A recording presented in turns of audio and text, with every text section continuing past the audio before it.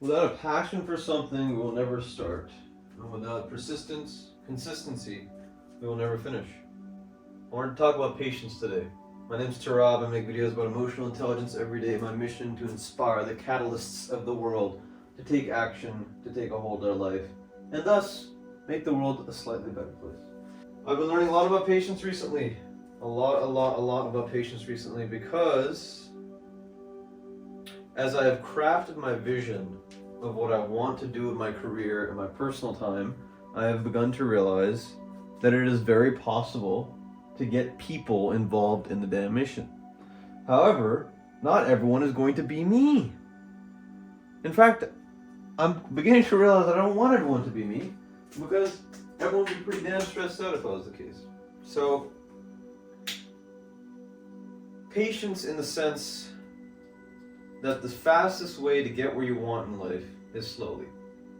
Not essentially trying to procrastinate, not trying to take shortcuts or whatever, but genuinely that trust is established over time.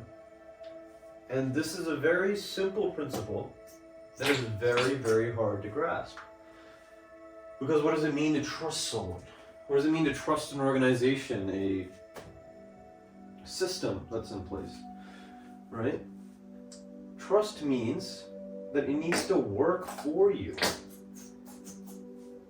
that it needs to provide opportunities, that it needs to have your best interests in mind. How do you get to know someone's best interest? How do you get to know whether or not your employees are feeling good about their job, or if you are feeling good about your job? Well, it takes time because you gotta get to know what the hell you're doing.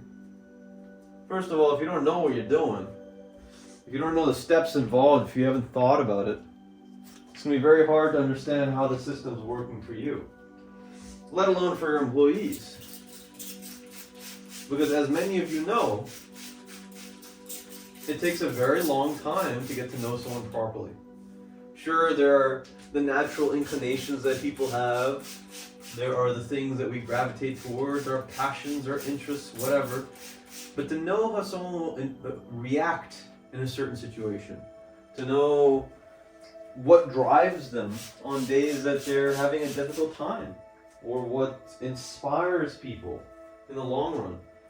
Not only is it a time and headache-staking process, because you've got to care, but you have to realize that those conclusions will have to change over time.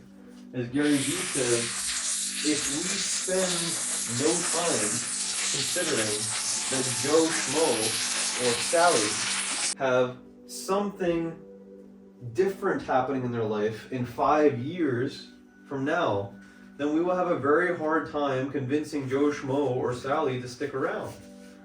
Because they might have a kid now, right? That income that they were making in the past might not be sufficient to feed their kid, or to go on dates, or to make vacation time. So what work do they need to do in order to get there, right? Are they already doing the work? They're just undervalued. Do you want to keep them around? I saw a video of Simon Sinek talking about how capitalism has convinced many people around my age, and probably younger, that corporations do not care about their staff. They do not care about the amount of hours and the dedication, the passion that was involved in order to get a company going.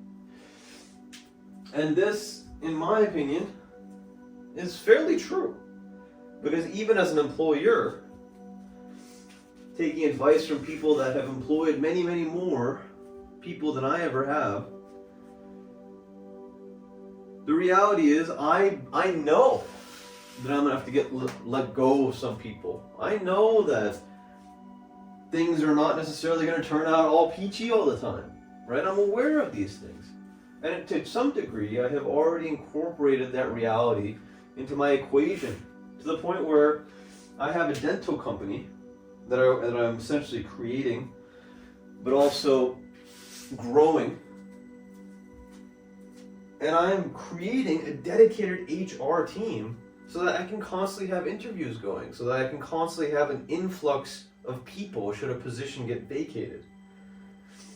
Now, obviously, that comes with its own territory. Essentially, with the philosophy that yes, people will leave. Which is natural. And it's not just necessarily the downfall of capitalism. I think it's just how life progresses. It's just a necessary part of life, right? Why would I stop Joe Schmo or Sally from moving, for instance, when I know that moving has made a drastically, perhaps, just a difference in my life, that has made me think about things differently. It's given me more stuff to do. Why would I forsake that? I should incorporate that into the philosophy. And that's where patience comes in too. Because Joe Schmo and Sally, they're the only two employees that I'm ever going to have in the context of talking about patience in this video. I like that Sally doesn't have a last name. Sally Mae. Sounds too much like a loan, huh? But essentially, the patience aspect of building trust is lost in a lot of people that are younger than me, and probably a lot of people that are older than me. People in general are very impatient. And this sucks in a management position. This sucks in a leadership position because we assume that we're going to get the best talent right off the bat. That we assume that because someone is not performing at the level that we want them to now, that is actually a product of their capabilities rather than a product of the system not necessarily explaining what the expectations are, or creating the right systems in order for the people to flourish in the most effective way. Now, many of you that are skilled as organizers, people that have started organizations and done phenomenal things with them, or are people that are owners of companies that are doing well, you know that the star players will show themselves very quickly. They will. But that doesn't mean that every single person in your company has to be a star player every single time. A star player has a connotation of someone that will take the leaders, essentially. If everyone in your company is a leader, you will have a very hard time trying to figure out how the hierarchy works. That if an idea comes about, who is the person that's going to be the one executing it, right? Everyone can't do every job, and everyone shouldn't do every job. So I think it's very, very important to realize that things are going to take time. When you first start something, your ambition should be 150,000%. Your ambition should be everything. It should be the why, the premise behind starting something, the initial point of impact for your big bang. But this is often lost over time. And I speak from personal experience. This inertia, this momentum is lost over time because of our lack of patience. And oftentimes because, and this is something that I've failed at for years, because we don't realize how very important it is just to have people around, to have bodies and raw work power around, so that when an initiative is forming, taking shape, you at least have the hours, literally the man hours, the woman hours, the them hours in place to get that to be a reality. And so many people, so many organizations, in my opinion, fall short because they spend so much time thinking about the vision, thinking about the why, thinking about this and that, and they don't spend any time trying to get more people on their e-boards or more people involved in the actual doing of the club. I started a Magic Discord, Magic the Gathering, one of my favorite games currently, that is occupying some of my idle hours to make sure that I'm sane. And I have gone out of my way when I have met interesting people to ask them, hey, would you like to be a moderator of this group? These people might not have the skill of being a moderator. They might not have any experience whatsoever with leading teams or whatever. I don't care. What I want is I want bodies in place, and I want people to feel like they're part of something.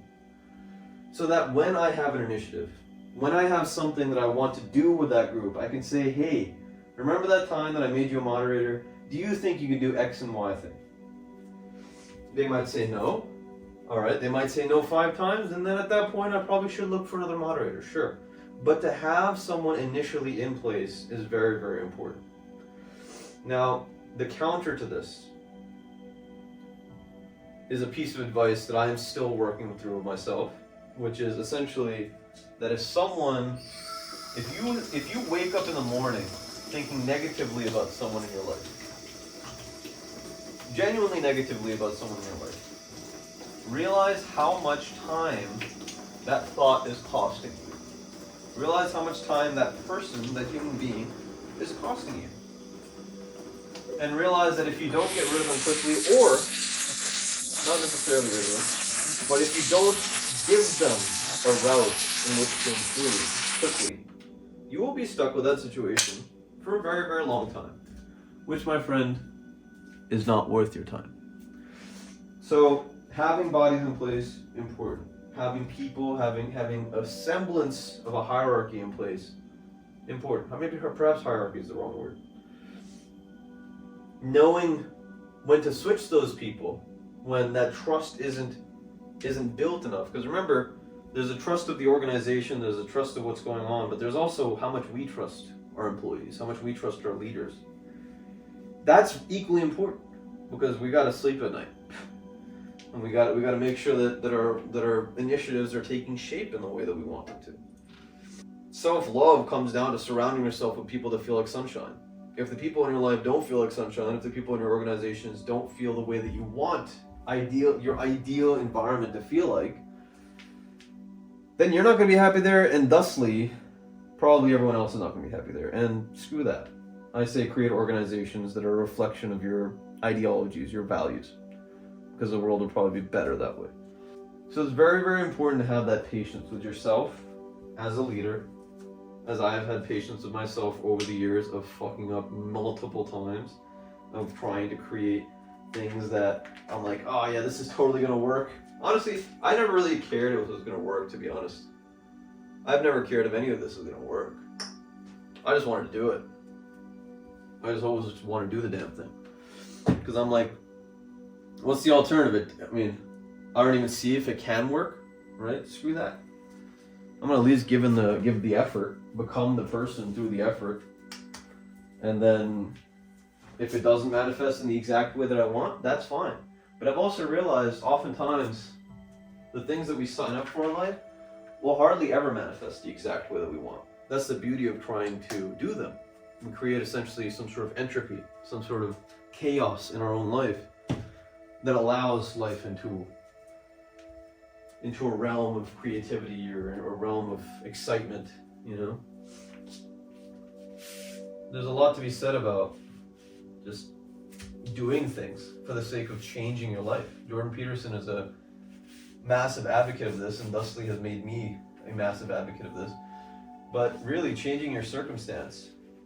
You know, as a young leader, as an old leader, whatever it is, if you're someone that's thinking to yourself, well, I want to start something, and the hindrance is you saying, I don't have the experience. Well, how the hell are you going to get the experience if you don't just commit? Right? And how the hell are you going to become the person that you want to become if you don't commit? You can't. You must go through the headache, the heartache of trusting, of being patient with yourself and the people that you surround yourself with. Or at least the people that you're enlisting to help you achieve your dreams. Catalysts. So these are some of the lessons that I've come across recently in my escapades of becoming a real leader. Like a real, someone that gives a shit and does things. You know, someone that's accountable. Someone that inspires others to do things, to do great things, to be the best possible employees they can be, to have dreams outside of their workplace, to give a shit, to live a life of service. Really? It's important. It's important to inject your philosophies into the world. I mean, what is the best way to test your philosophies? use them in the real world, right? Having your bedroom conversations or late night drinking sessions or whatever it is, and philosophizing about these things, that's one thing. Putting it into work, putting it into motion, now that, my friend, gets you into that legendary life, gets you into that life of excitement, of waking up in the morning and doing the cool stuff that others just talk about. Anyway, I hope this message finds you well, and I hope that in your pursuit of creating that thing that you want in your life, whatever it is, it could literally be a social group, it could be a gathering once a week just so you can make pizza with your friends, whatever it is, have patience and make sure that you are enlisting the right people or people in general to your cause. Another thing that really helped me a lot in life is just telling people where I'm going. And there is a certain wisdom in keeping people kind of a hand's length away from your ideologies. I think it's very important in political roles, particularly, or roles that are well established, that have a lot of older philosophies that you have to contend with, to kind of keep some of your shit on wrap. But if you're a young leader, or if you're really trying to start something new, and for the most part you're not like light years away from the people that you're trying to start this stuff with, philosophically, whatever, I would say tell them where the hell you're headed.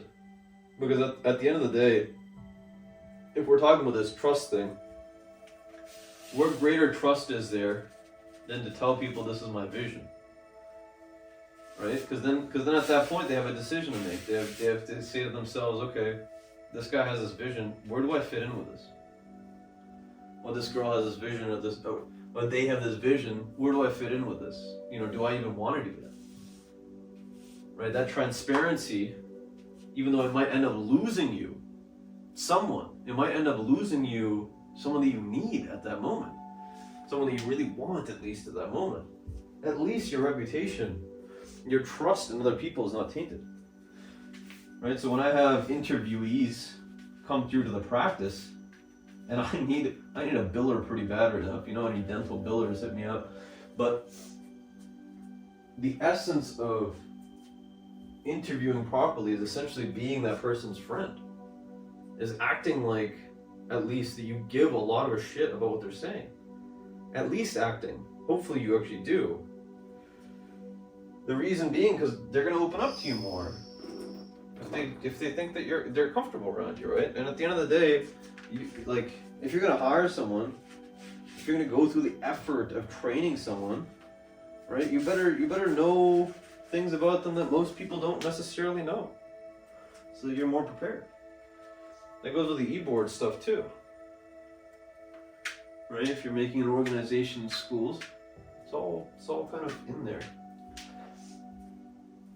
But if you don't tell someone when they're interviewing for a position all of the negatives of the position, if you don't tell them that, in my opinion, you are shooting yourself in the foot in terms of trust down the line. And it's better, in my opinion, and this is wisdom from someone that's much older than me, that whenever he buys a shoe, for instance, and this is an example, whenever he buys a shoe, he makes sure that he talks shit about the shoe as much as possible. He finds every single little thing that he hates about that shoe.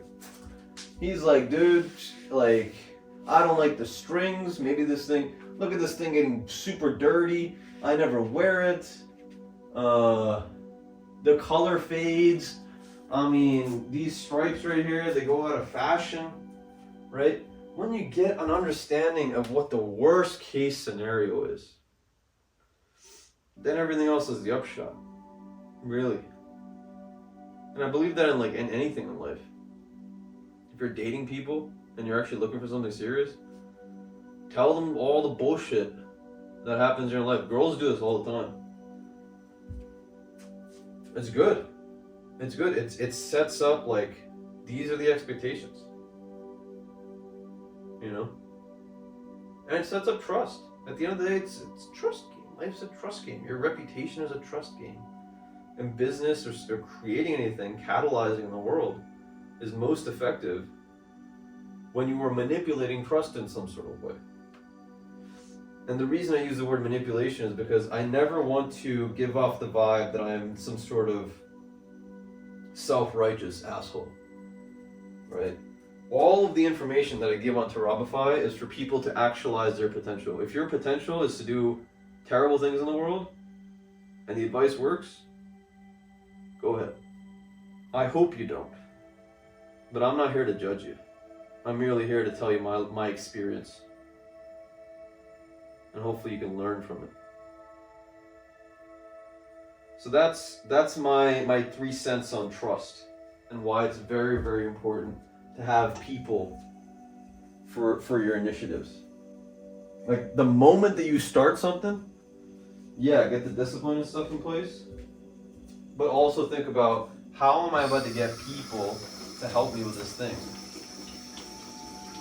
right? If it's monetarily, sure. If it's a partnership, whatever it is, monetarily I've realized helps a lot because obviously people need money to live. So if you have something that cash flows and you can pay someone based on that, that will at least give them a fiduciary responsibility to do what they need to do for you. And that in itself is a phenomenal way to establish trust. Money is essentially power in our society. So powerful people tend to have people that trust them. But if it's something that's free, for instance, Terabify currently, I would suggest building partnerships through giving people access to your stuff, right? My partnership with my social media guys in Pakistan. I talk about this for a long time. But part of our understanding is that when I get big enough, I'll be telling people about them. I'll be leading people that way. I'll be helping them with their NFTs.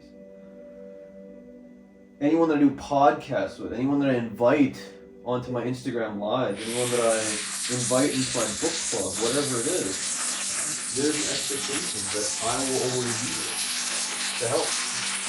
Our teams are a lot bigger than we think they are. Something I'm still working out, but hopefully you found this interesting. And if you did, smash that thumbs up button, subscribe, support the man, the vision. And check out this video.